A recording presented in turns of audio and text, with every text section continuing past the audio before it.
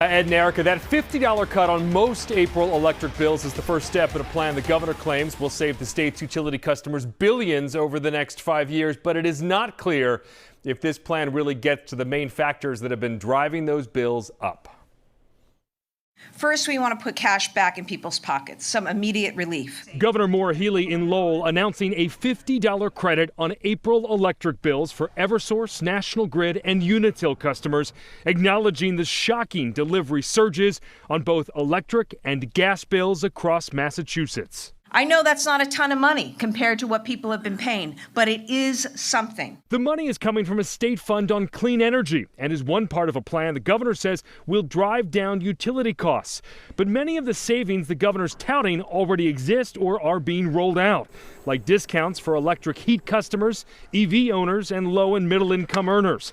The governor says she's ordering her team to cut unnecessary charges on utility bills. But the example given, the solar carve-out, was already due to be eliminated. The solar project would have phased out at a certain point, but we're phasing it out now.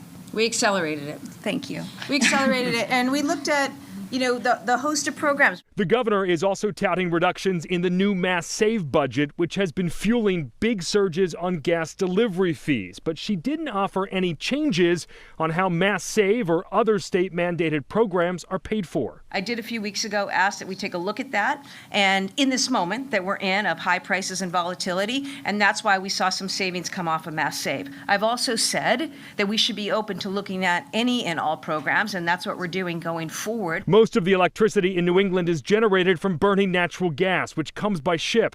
So we asked if the region needs a new gas pipeline from Pennsylvania, where gas is abundant, to lower costs. We have a huge natural gas surplus in Pennsylvania. Should there be a pipeline built into New England? Pipelines are, the issue that we have in New England is that there are, for a few days of the year, prices are high, maybe 7 days. You don't build a gigantic pipeline for 7 days a year. All right, so we also don't know what income level would qualify for that new middle income discount. We did learn today that the gas companies, which promised to drop your bills by 10% this month, March, and next month, April, and recover that money over the summer, well, they now likely won't try to recoup that money because the trim to the Mass Save budget makes up for it. I'm Ben Cimino, WCVB News Center 5.